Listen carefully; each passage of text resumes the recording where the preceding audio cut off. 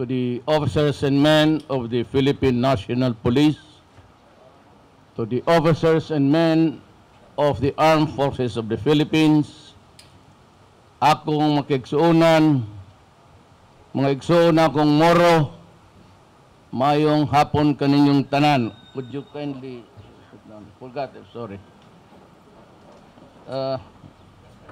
Give the tikas pahinga.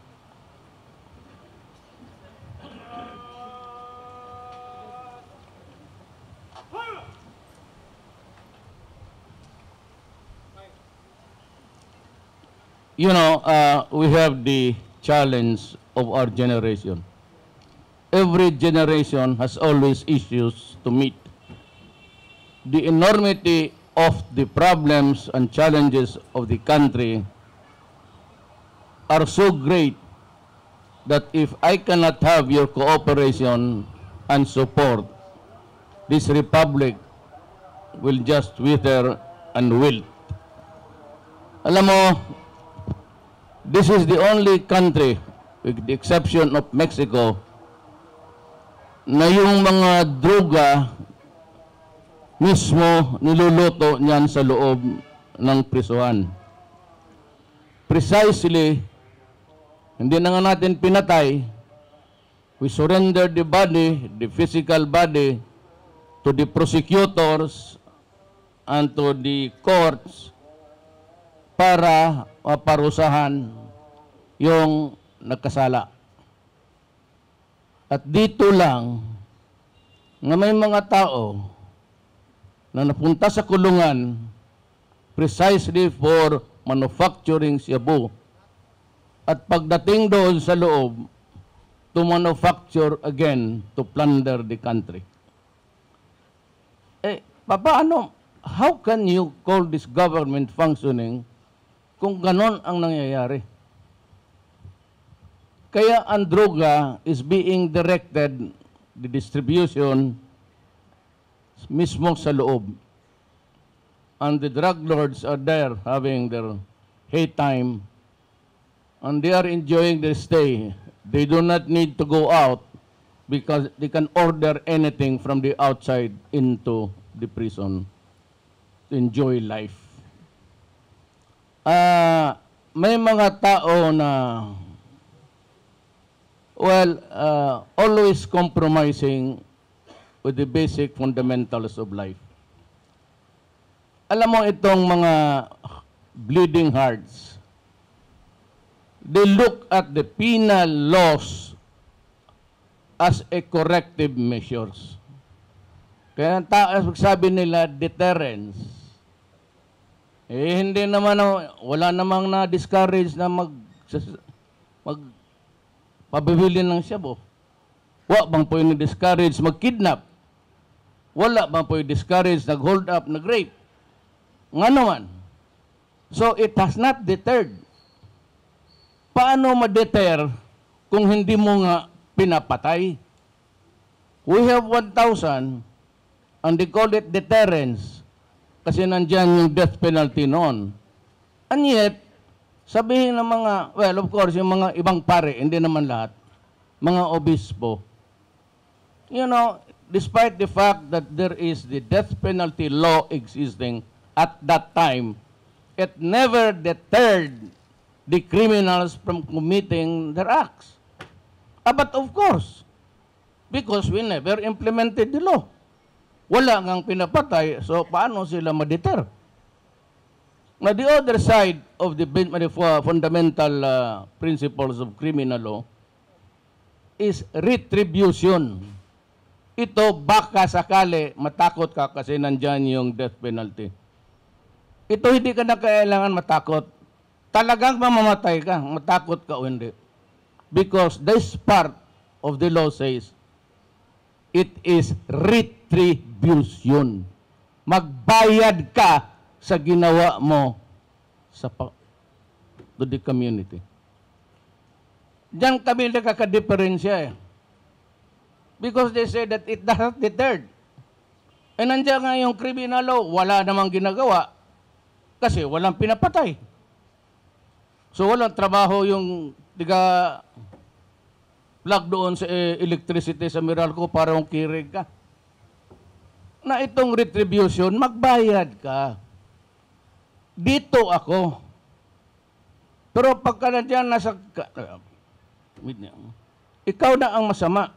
Because sila yung may mga hawak ng mga opinion writers.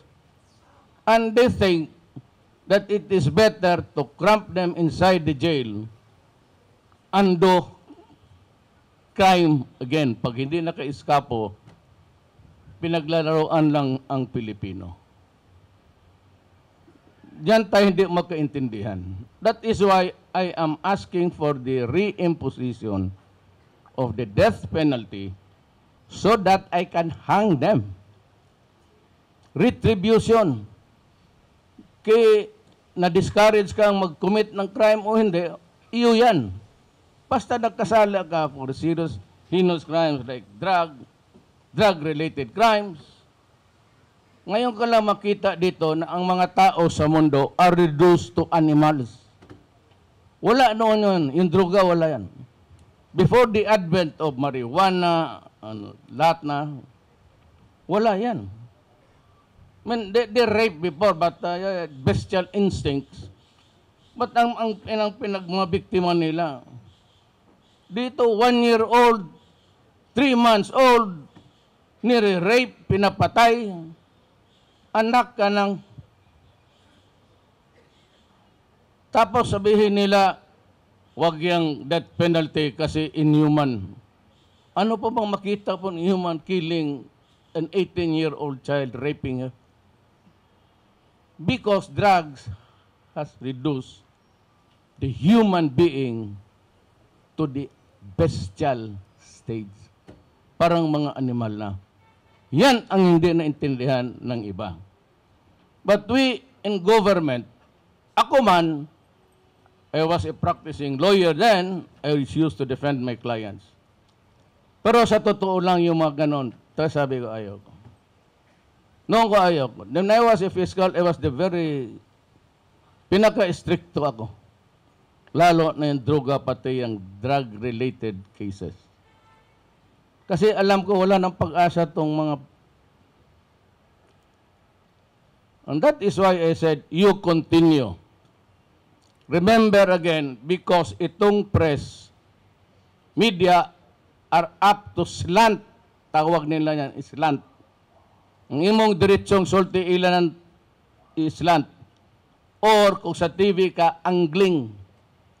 Ang katong imong gisulti, the predicate of what you say is taken away, and ingon ka, kaning butanga, if it is done, they won't, wala o nila ng if, diretso nila ng imong sulti.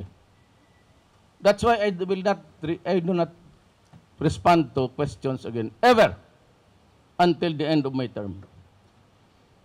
Kita mo ngayon sa headline. Si Manlupig, tignan mo ginawa niya. I never gave any interview. Ang sinabi ko noon, I will only agree during the preliminary stage of this Oslo talks with the Communist Party of the Philippines.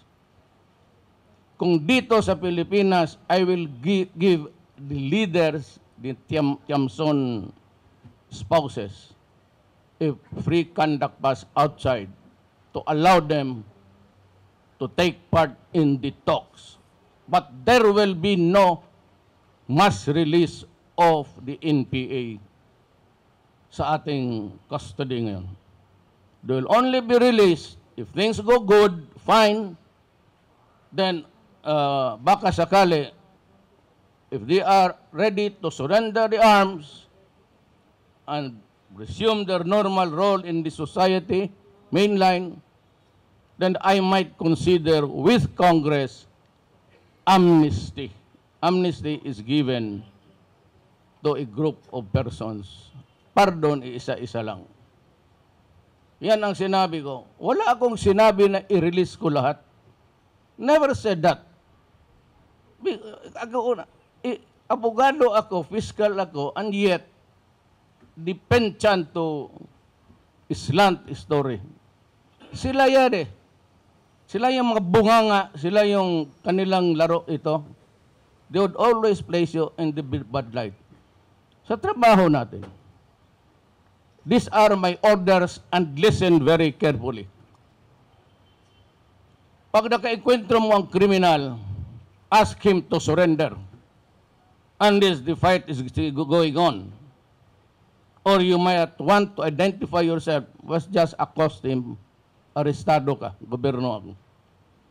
Then, if he chooses to fight, and you think or you feel in your guts that you will die in this fighting, unahan mo na, patayin mo ang kriminal, lalo na ang mga drogista. Ngayon, I'm putting a reward sa pinakamalaki, and you would know it because CDC, is the PDEA chief, magtanong kayo, magkuha kayo ng listahan. It's 5 million.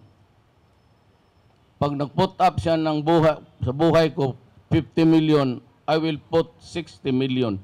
Kill him. Walang no questions asked. Patasaan kami ng presyo. O di sige.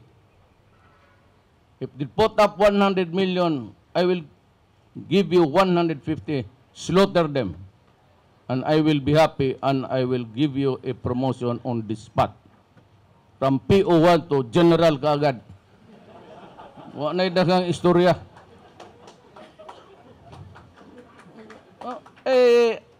Pinili ako.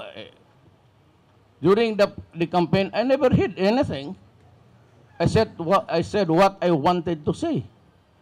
Hardliner talaga ako.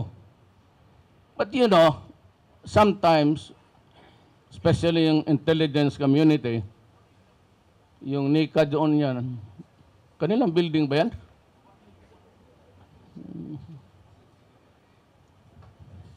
Nagdududa sa akin kasi labas ako pasok ng NPA territory. Then I talked to Dimoro and then wala aram lang Maranao ang nanay ko. Buong. Hindi naman nila alam yan. So meron akong relasyon talaga sa kanila by blood. And you know, the vice mayor has married a woman who is half Tausug, half Maranao. I have a grandchildren na puro Moro. Paano nyo, makipag-away ako yan sa kanila. Di para akong buang. No, I just wanted just talk to them. Here in Davao, we talk. Kaya MI ka MN, sa City Hall. Okay ba tayo dito? So, ay fist for equal. Kaya ganon ang ano. Alam mo, anak lang ako ng mahirap. When we arrive here in Davao, talagang sagad-sagad ang parusa ng panahon.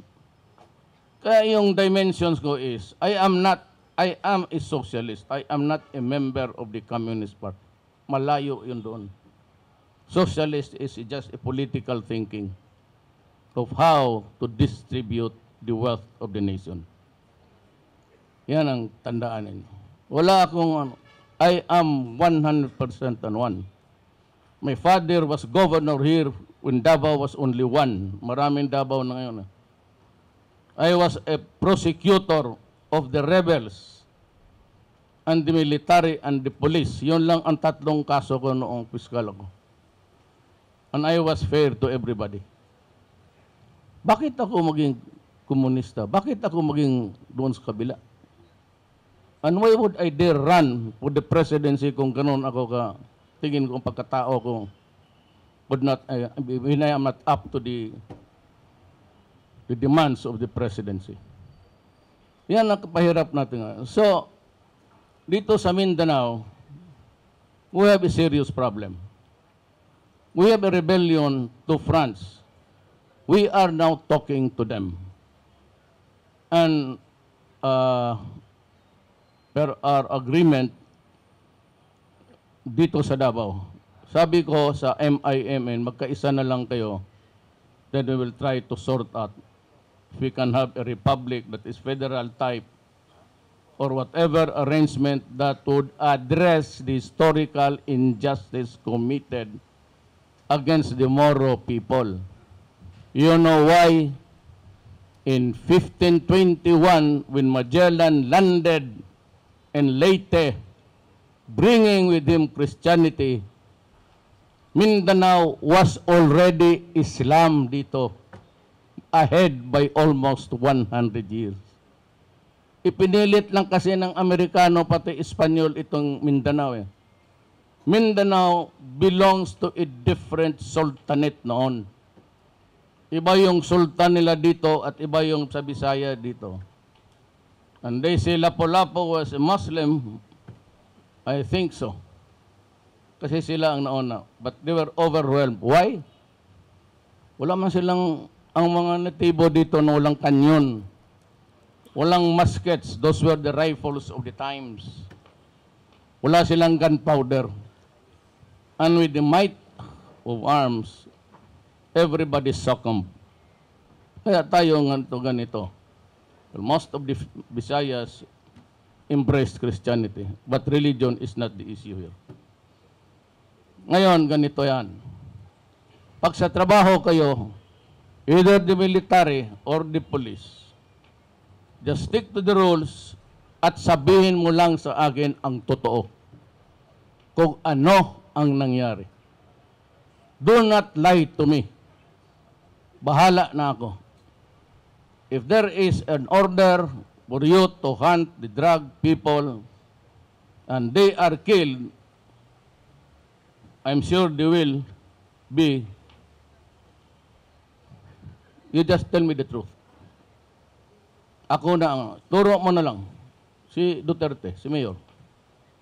Siya man nag-utos. Ako na ang bahala. Then I will face everybody. Congress, constitutional body, the ombudsman, or whatever. The human rights. Pagka sa trabaho, akin yan. Hindi sa inyo yan. Do not worry. Akin yan. Sabihin mo lang sa akin ang totoo. That is the thing that I would demand from you. Huwag ninyo akong bulahin. Then again, yung salary ninyo by the end of the year, kayo lang ang inuna ko. Police, pati military, dublado. Pamakpak po mo diyan. Oh, why are you not clapping your hands there? Oh, dublado na nga yan. At ganito yan, ha? Wala tayo masyadong pera. Mahirap ang Pilipinas. That's why you have to make this country peaceful. But I will encourage the mayors to help you. Ngayon, may mga mayor dito sa Pilipinas who were elected because of drug money. Ngayon, kung ikaw ang suspicious ako sa iyo, mayor, I will not assign to you a police of your choice. I will ask Polcom and maybe Congress to amend that law. Gobyerno sa taas, the national government would place it. Alam mo bakit? Ang laro ngayon, maraming mayor, about 30-32, na nandyan sa droga, sila mismo ang naglaro at nanalo. They won the mayorship of their respective towns and cities because of drug money. I will not give them that luxury. Lagyan ko ng chief of police, and this is my order to you. If that idiot mayor resist arrest and fight it out with you, kill him. Huwag ka basta yung mga mayor na nasa listahan na drug money.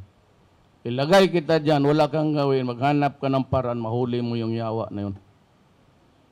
Huwag mo akong, well, let's stop, na magbulahad tayo dito, magdrama-drama pa. Ayan, diretsahan tayo. Your job is to guard him, find out the truth again, and if he's arrested and chooses to fight you, kill him. Para mo tagam ng because then we will not be able to improve this country, and given another 7 years, tingin ko, this will be in narco-politics. Only the politicians who are into drugs can win elections because they had the money to buy. Yan ang mahirap. So, let us put a stop to this plague this generation natin. Ikaw, because that is your duty to your children and to your grandchildren. Kailangan gawin mo yan, hindi na para sa atin. At kayong mga pulis, huwag kayong magkamali. Do not ever, ever, ever commit the mistake of playing drugs while being a policeman. Mauuna talaga kayo. Believe me. Mabiyuda lang na imong asawa niya. Huwag kang maglaro talaga ng droga kasi nakaka-insulto yan sa gobyerno. Para yung sampal, kagaya na itong bilibid na to. How can we proudly say that we are an independent nation, there are laws functioning our governance, when as a matter of fact, the inmates, the high-profile, high-value personalities in there are playing the shabu in this country. I will not accept that. Let me warn you, I will not accept that. In this fight, I put at stake my life, my honor, and the presidency itself. Tandaan ninyo yan. Huwag kayong magkamali niyan. Talagang one of us will be sorry, and it will be you. Again, for the others, ito naman limitado ang ano ko. You will, kung sakali lang may problema kayo, sabi ko lang ang tempera. First, I will ask the city mayors to be more liberal sa police. Just like what I did here in Davao. You have so many police cars. Gobyerno, your communication sa gobyerno. May allowances kayo. Kunti lang, pero that's kasi national. Had it been local kayo, then kasali kayo sa mga goodies. But I will try to correct it. Now, I will put up a fund somewhere. Na kung yung mga operasyon, panganak, namatayan kayo, God forbid, you just go direct to your CD, and your CD will bring it up to me directly or to the regional commander. Ako na, wag na kayong maghingi ng ano. Ako na, kung may padala ako ang magpadala. For all of the police force. Yung mga kompromiso. Eh ngayon, kung nakapabuntis ka tapos ng anak, pangalawang asawa mo ay awa. Pareho na taanin duwa. Wag na kayo maghingi dyan sa mga negosyante. Diretso ka na, sir, inform kay Presidente. Or I will ask somebody from this community na may pera, tulungan ninyo. Basta hindi para sa akin, wala akong problema maghingi. I really do not mind. So yun lang ang ano ko sa iyo. Huwag kayo matakot magtrabaho. Huwag kayo takot do not die. You die first, kawawa ka. Ang unahin mong patayin yung kalaban mong kriminal. Pupuntahan pa kita dito, bigyan kita medalya kasing laki ng plato. Huwag kayong matakot sa trabaho niyo. Just do your duty. Lahat tayo, do not nurture loyalty to me. I don't need it. I do not need adulation. All that I ask of you is do your duty according to the law. Yung patayan according to the revised penal code. Only if your life is in danger, how you interpret it. Kayong mga, you graduated 2 years basic. PNPA 4 years. When I say reward, dead or alive, we know what that means. Binalik-balik ko yung lecture, lang ninyo ako inabot. Or shoot to kill. I mean to say, patayin mo pagka lumaban. Kasi pag hindi, ikaw ang papatayin. It's never thought in the criminal books na yung tao nakatali yung kamay, nakaluhod na barilin mo. Hindi tinuro sa inyo yan. Pero kung gawain mo, huwag mo lang akong palamin, pati yung human rights kasi yan. Sigurado. Do your duty, nurture the love of country, and remain loyal to this flag, the Constitution of the Republic of the Philippines.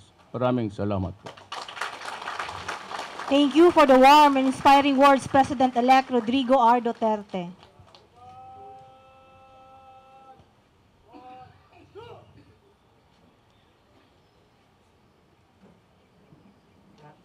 To show Davao City. Sandali, ma'am, may importante lang ako. We've been trying to relax. Sit down first. We've been trying desperately actually to save the kidnap. You know, mga kababayan kong, kapatid kong Moro, alam mo, ayaw kong makipag-away with anybody. But there will be a time, ayaw ko lang sabihin kung ano, that I will have to confront Abu Sayyaf. It is not yet forthcoming, alam ko, pero yung kidnapping nila must stop. It has given us a very bad image. Tikas pahinga, please.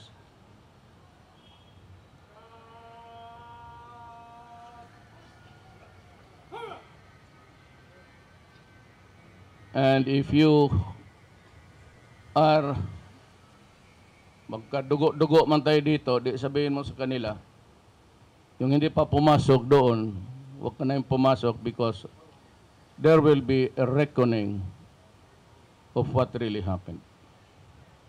Ayaw ko makipag-away, sabi ko, pero kindly, kung wala pa kayo, total, can always give you something. I will pour money muna sa social aspect ng ating maestra. And if I can accommodate all of you, all the Moro people, walang problema sa akin. But avoid being a member of that Abu Sayyaf because there will be, I said, a reckoning one of these days.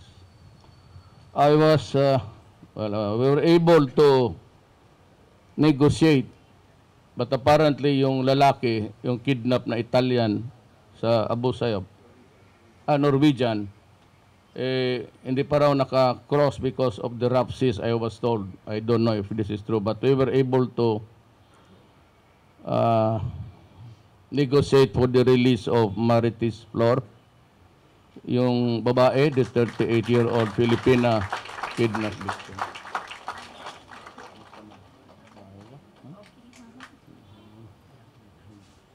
Tulos ako mga tulos.